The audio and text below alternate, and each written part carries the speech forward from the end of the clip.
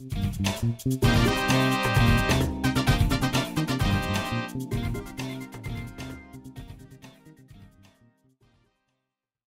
looking at a very, very volatile issue in Nigeria today, and that has to do with the spate of killings. In fact, today there's been a sustained reign of terror and carnage in some parts of the country, from Benue State to Taraba, Adamawa, Kaduna, and some other states in the country. The incessant killings continue. I'd like to get, what is your professional assessment of this tragedy, sir?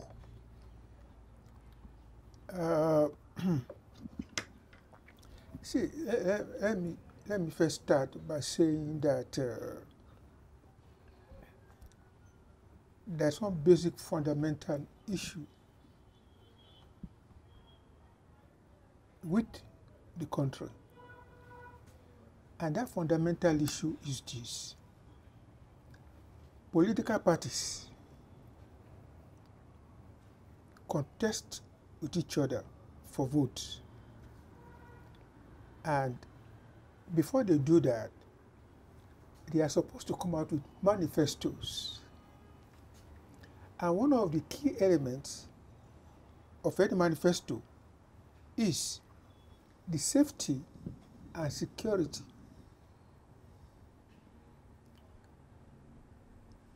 Safety of who? The citizens. Security of what? The nation, the territory. You never come across any of our political parties when they go out to campaign to talk about safety and security. And we Nigerians too do not bother. Therefore, there's no dialogue between the people and the political parties. How do you want to protect us when you win the election and you become the government? Secondly, too, no country can run very well if the civil service system is bad. Let's use an analogy. The country is supposed to run like a vehicle. The engine that makes that country run is the civil service. And therefore, in issues related to safety and security, our civil service system that is supposed to be dedicated are not knowledgeable enough to do the job they are supposed to do. Because politicians come and go. The ministers of defense come and go. They remain there. Therefore, they should have developed that expertise and experience over time to really guide whoever becomes the Minister of Defense, who may not be an expert in defense issues. Thirdly, and that basic, very basic, to all the fundamental issues I'm talking about, is your constitution.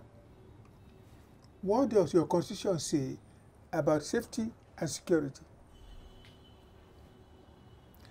We have one of the worst constitutional provisions for safety and security in the world. Mm-hmm. If you take the South African Constitution, for example, and look at what they've written into that constitution about intelligence, safety, and national security, you would think Nigerian constitution is rubbish.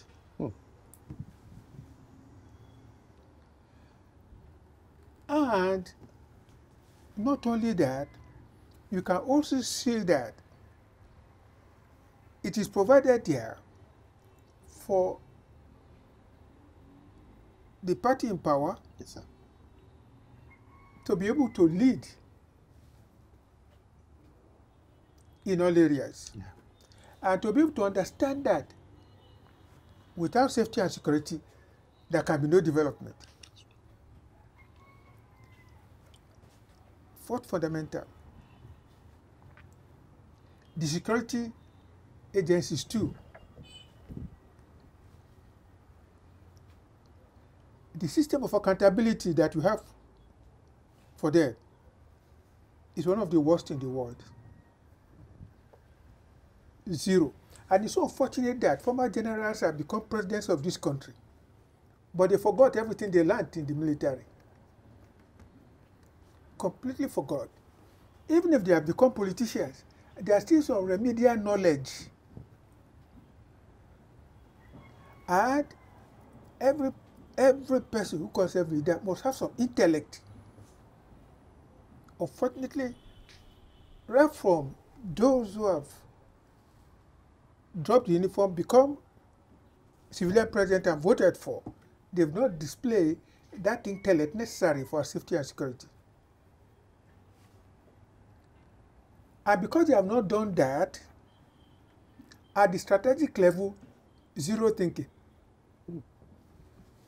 At the operational level, they don't have the proper directive to be able to design the operational doctrine that's necessary for safety and security of the people in this country.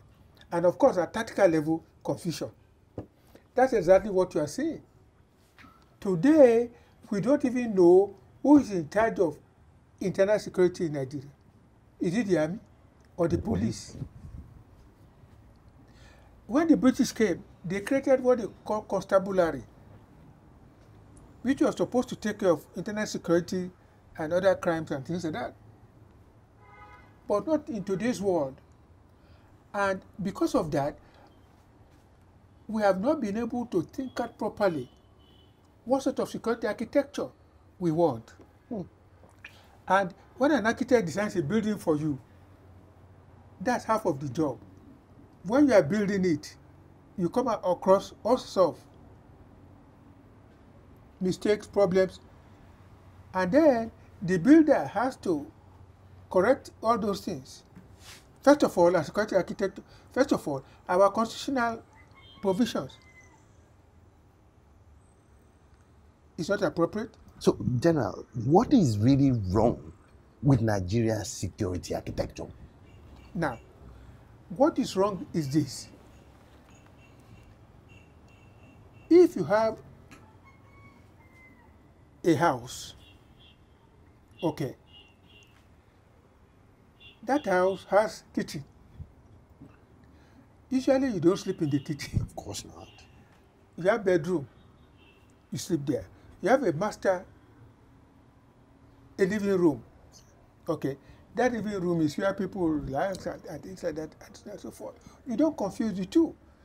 So when you then look at your security architecture, what you do is that you spell out the various mandates, assignments, and functions of each of your security agencies, because you must understand, why did you create them in the first place? Like, why do you need a bedroom in the house? So once you are sure about why you created that security agency, each one of them, then you train, equip them for the functions in which they are supposed to perform. Now, tell me, what is the difference between the soldier and the mobile policeman? Then, they both carry rifles. A soldier is trained to fight wars and battles. The mobile policeman is given a rifle because of armed violence. Because of armed violence. If not, there's no need for a mobile policeman carrying a gun. Now, we now have civil defense. They also carry guns. Some of them carry guns. We have immigration. They carry guns. Customs, they carry guns.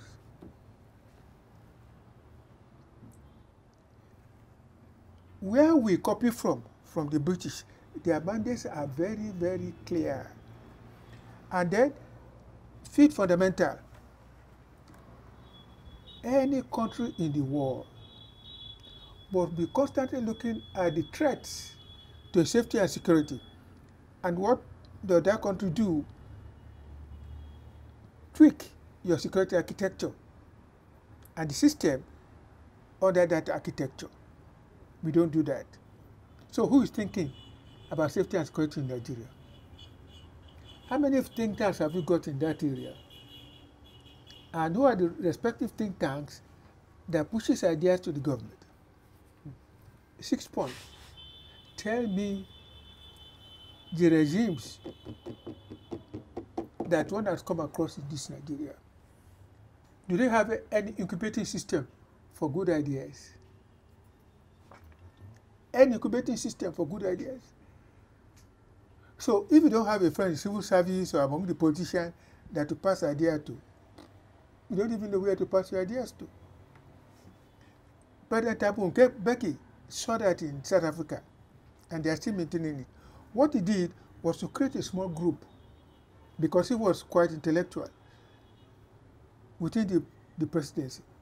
If you have any idea in the world, send it to that group. They study it and get back to you if they find useful. We think this idea is good, we don't understand it. Can you come and explain to us? In this country, we have wonderful brains.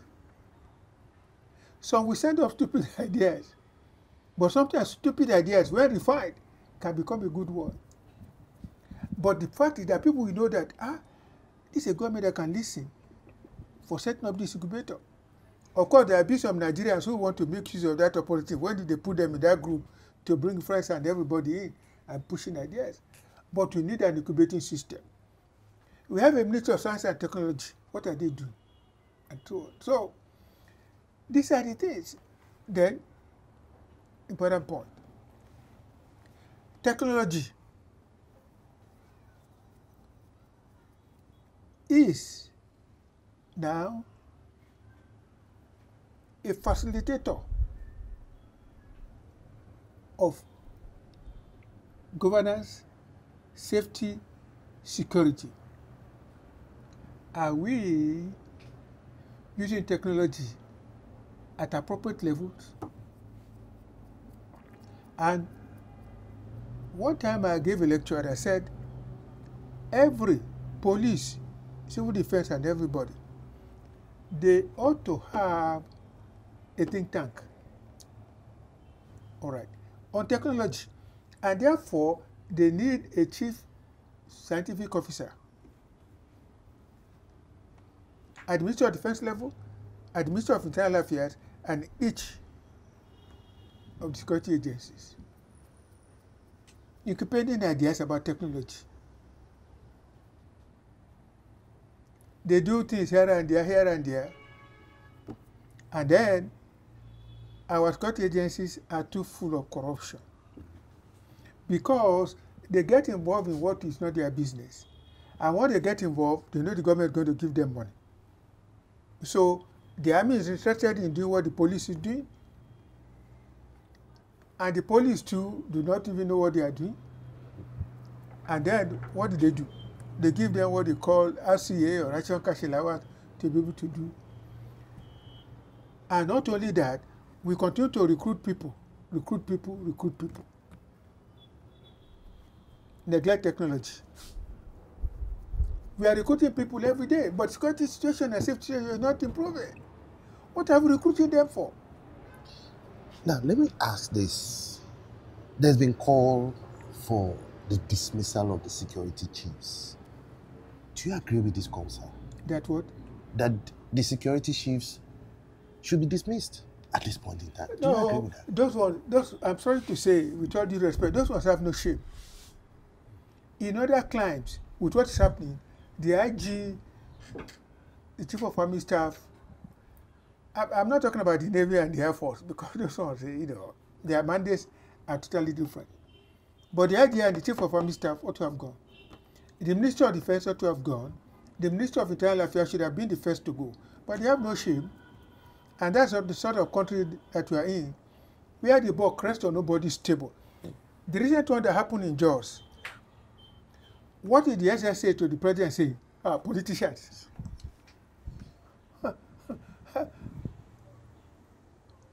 That is cruel. That is insane. That's insane. And I was reading somewhere this morning, the son of a commissioner of police was even killed. That is the issue. You never know what's going to touch your family too. So I can sit there in Lagos and say it's happening in Jos, don't worry. Do I know what can happen anywhere in Lagos at any time? One does not know.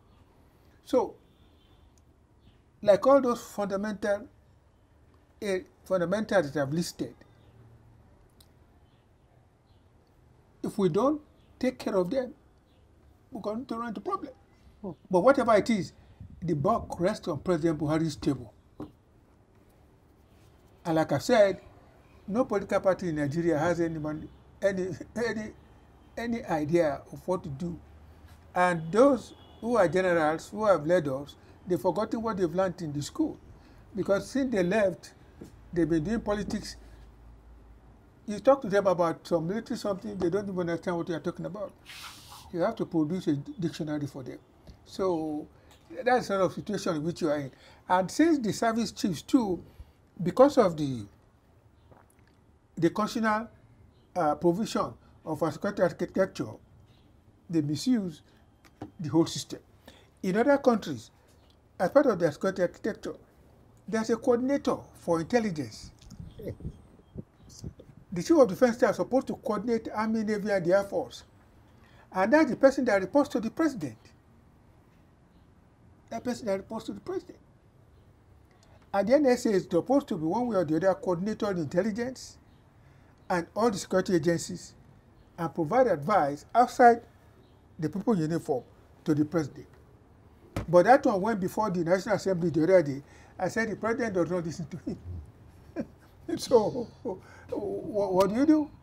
So the sort of thing that we are seeing will continue to happen. And I want to say that I've never heard in any African country in which an association like Mietiala will come out and say that we are responsible for killing these people. It's brazen. Because they stole our cows. So one cow, the life of one cow is equal to the life of one man.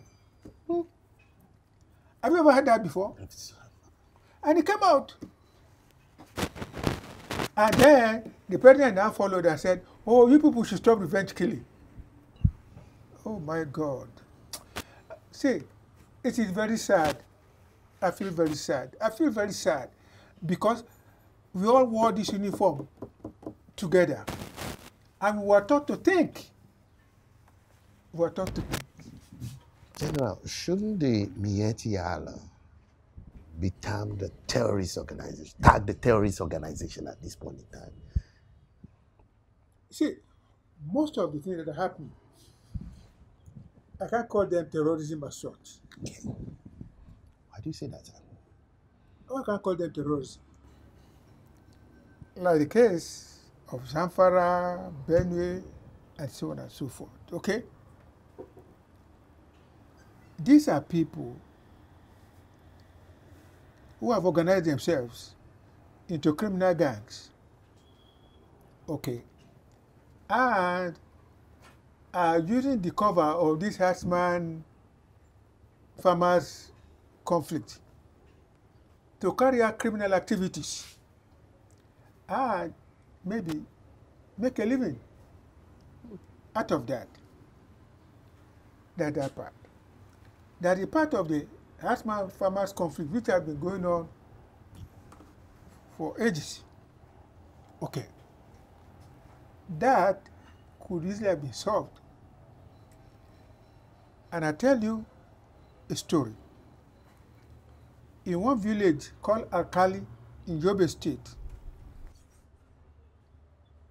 over 10 years ago, the EU set up a 5-year program. What was the EU trying to do? The EU said federal government, state government in the north let's come together and find a solution to this Herdsmen conflict. And what did they do? Among the Fulanis, there are some of them who have settled down. It's not all of them that are nomadic. They still keep animals, those who have settled down.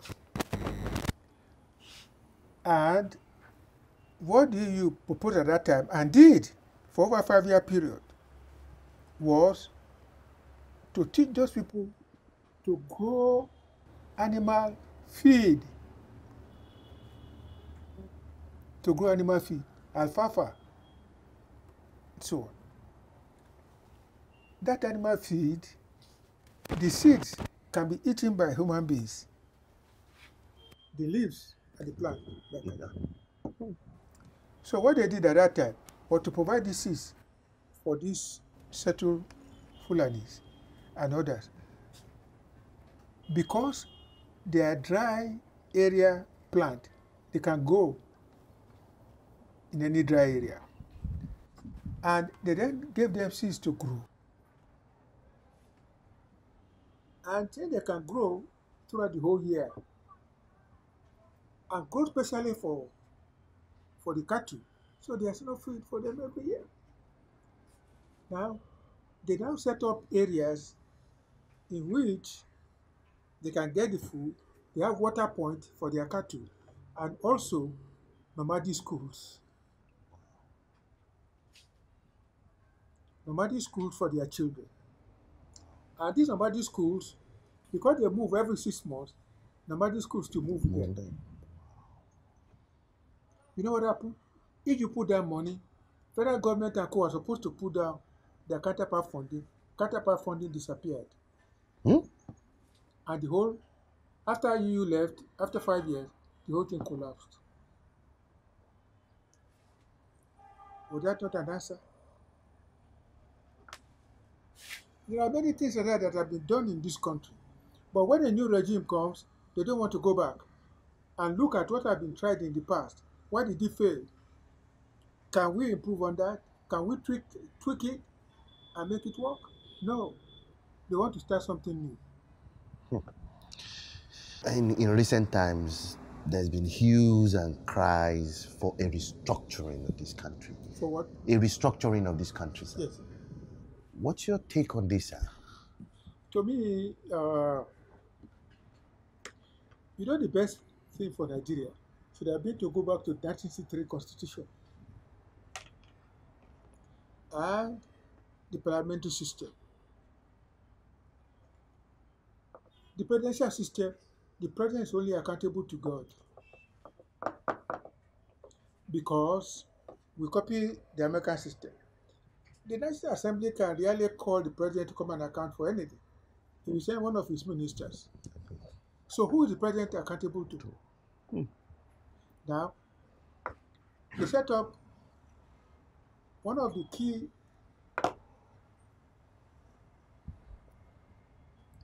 areas that the APC regime says they want to work on is anti-corruption. The AFCC structure still remains the way the former president, Obasanjo, set it up. And he deliberately set up that EFCC to fail from the word go, and to be able to be used to strike fear into opponents. You have a structure in which the chairman is also the chief operation officer. So who is he accountable to then? Our chief executive and chairman. EFCC is not a business company. Even with business company now, they are trying to tell people to separate managing director from the chairman of the board, not in EFCC. And this is supposed to be an anti-corruption body. Okay. And since we don't know who is accountable to, of course it has to be the president. So any president can say, no, we don't interfere. It's not true. It's a lie. The presidency interfered with what the FCC does. That was obvious to everybody. But nobody will change it. And that is systemic.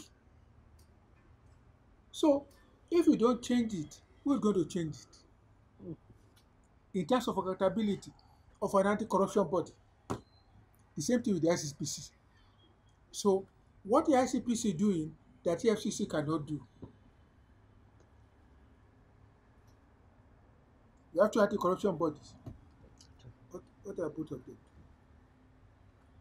The interesting thing also is this is that you have a situation in which they talk about ghost workers. Police says they were paying over 30,000 policemen who are ghosts. Nobody has been punished. Nobody. Is that not impunity? The same thing in the civil service. Nobody has been called back. The head of civil service, the Minister of Finance, nobody going to get punished. Oh, we are happy. We have discovered 30,000 ghost workers. We have saved this amount of money. It will continue to happen. How do we know that some ghost workers have not come back? Because nobody has been punished. I've not had anybody taken to court. Okay. Now, the case of minor. In any country, with what has happened to the case of minor, people have resigned or sacked. Nobody. I will say it's a waste of time fighting corruption if you are impunity tolerant. And in the case of Nigeria, there are three basic issues. One, there are plenty of money in Nigeria. It is not true that the government has no money. There are plenty of money. When they said they were going to establish this ranch or something like that, where the 790-something million naira, just like that from the blues. And then we are borrowing $1 billion to fight Boko Haram, which is blood dash. Okay. And at the same time, people are returning money. Money stolen. Which were taken away during the apartheid regime, and so on and so forth. Okay. So there's plenty of money. Secondly, too, the accountability system is very weak.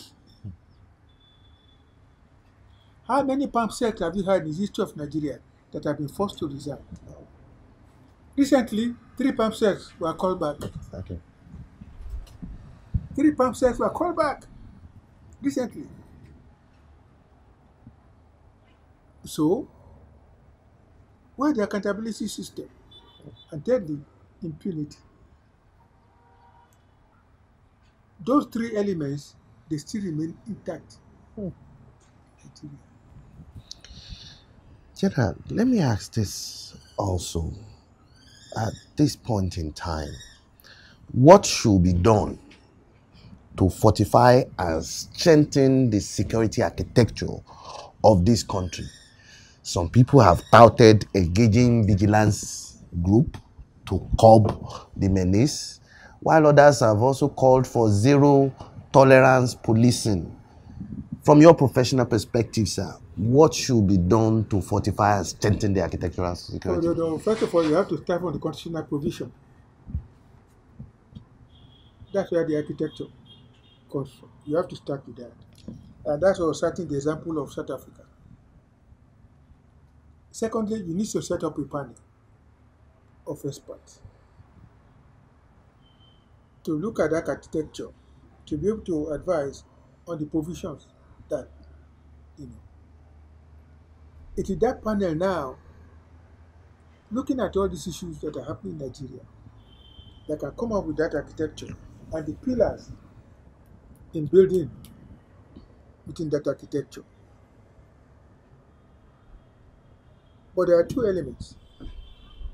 First of all, they should first build the architecture and the pillars that are necessary, the foundation, the pillars, and everything to make a house under the architecture, without thinking about how much it's going to cost. Okay.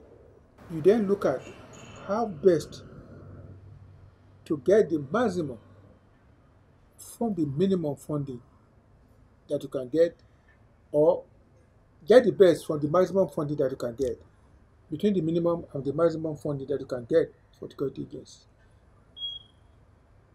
The tendency in Nigeria is that whenever there's a problem, you throw money at it. That's what's happening. But it is wrong. It is wrong. And funding is a very, very important aspect of the security architecture. Very, very important aspect. And that's why you need a group of experts to come in. Once they can do that, you amend your constitutional provision. Okay, you have security architecture that you need, and then you have all the security agencies. What they are supposed to do within that architecture. What they are supposed to do within that architecture. The president himself agreed that there's a need to do security sector reform. He said he had given instructions. Nobody, nobody followed instruction. He telling the IGP, I told you to go to Benue. He saw him the next time. He said, you mean you didn't go to Benue? Everybody laughed. It should not happen in any country. You know, in fact, the IGP won't even be able to face the president for not going to Benue. But they all laughed. And at the end of it, people have got killed. They've got killed. That is so sad. Some of the politicians, in fact, one special advisor to a governor once said that the Fulani people are using their position as president to pursue an agenda.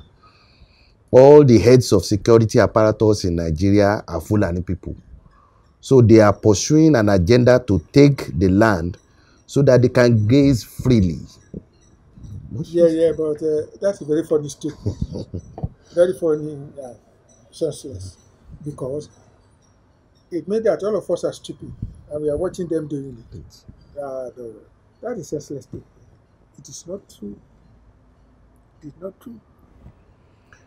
What do you say towards the attitude of the present president towards this? I mean, there seems to be an indifference, taking the matter with levity. We treated the Herdsmen crisis with levity.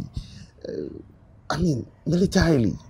Shouldn't the president have done much more than just condemn and send condolence? But Nigeria should understand by now that the president does not know what to do. You cannot do beyond the level of competence in any job. Come on. If Nigeria do not understand that, Nigeria should have their head examined. You cannot do anything beyond a level of competence. So what is the crime? The president himself knows that. Come on. The president himself knows that. And what's important about this Fulani Herdsmen is, who are the owners of this cattle now?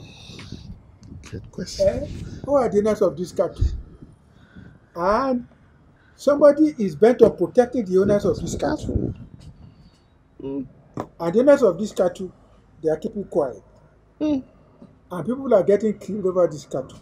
And they have not come out. And then you had the Meetiala, who said they are breeder association, coming out. And having the courage to say, they said that, and the Minister of Defense repeated that, to say the governor should repeal the law in Benue State. A Minister of Defense?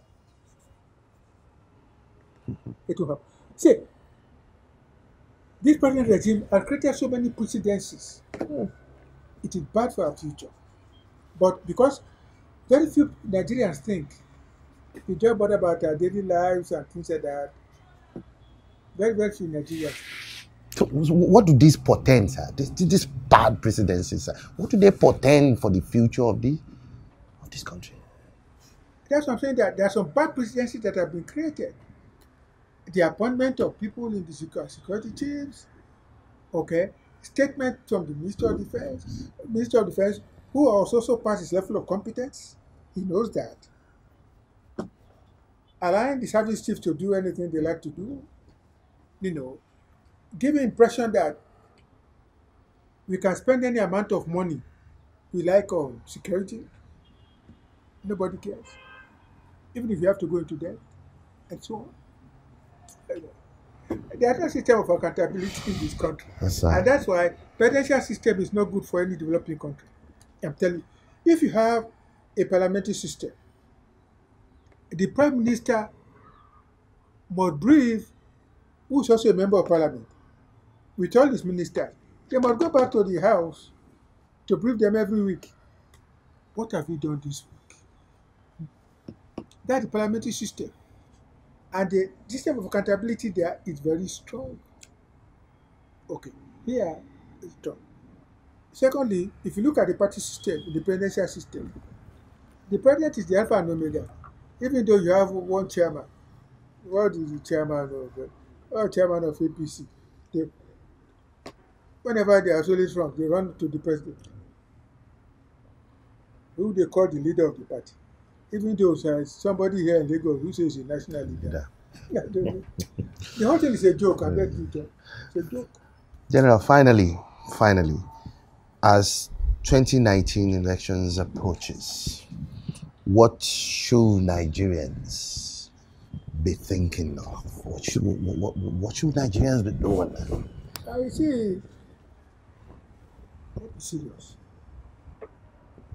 The future of any country is determined by the elites who stay in Ikeja, Ikoyi, Lekki, Ajah, and the middle class, upper middle class. They determine.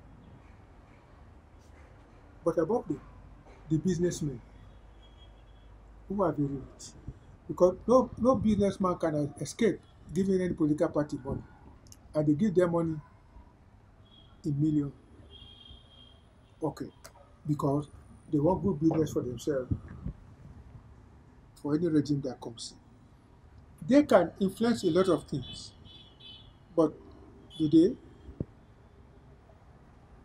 That's why we have this problem. The responsibility lies on the upper middle class and the elites to make a change. But they don't. What surprises me in Nigeria is that as many brilliant people are in this country, universities, business, and things like that, we continue to go back to all retired military officers for president. Is there not something wrong with us? Something is wrong with us now. Something wrong with us. If not, why should somebody be thinking about having an old general continue to be president? You mean there are no bright people in this country? I'm not even talking about age. Age does not matter. I'm not even talking about age. There are no civilian elite in Nigeria that can become president. Oh, something is wrong with us also. And therefore, Nigeria should think seriously. The other point I want to make is that Nigeria don't care about manifesto. They care about how much money is going to hand over to them. You see. And even among the elites and the upper class, they have no conscience. They just support whoever is going to make life good for them. That's what they support. So if things are going wrong, they all keep quiet. Very few come out. Because government is very powerful. Like, Ojikalu keeps crying all over the place that Obasanjo killed his business.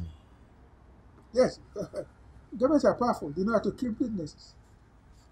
You see. And Obasanjo is that sort of person. Who could do that? Okay. So, the future of this country does not rest with the so-called youth that people are not too young to. It's all nonsensical. Which youth? Where has it got the money and the network and the connection? Even the youth themselves will not vote for themselves. They know. Is it all those ones who are rapping about the whole place? You come across very serious young people. Okay. When they are trying to survive, they are talking about going to contest election. So, it is the upper middle class and the elites the business people who can save Nigeria. The others below that class are just looking for a way to survive every day. So if politicians give them money, good. And that's all. Once they're elected, they run away. they, they rarely go back to their constituents.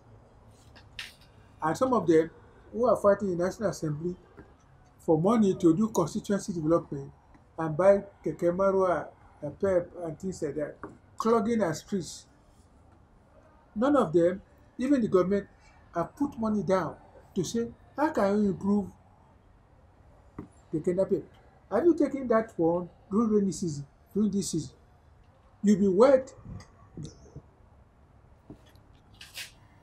We have such heavy rains in this country. You will think that some people will do some research and find ways in which you can build a Kenya pep in such a way that it can be protected from the rain. No, sir. Nobody has come up with that. Oh. And this is what a master's degree student can be given as an assignment.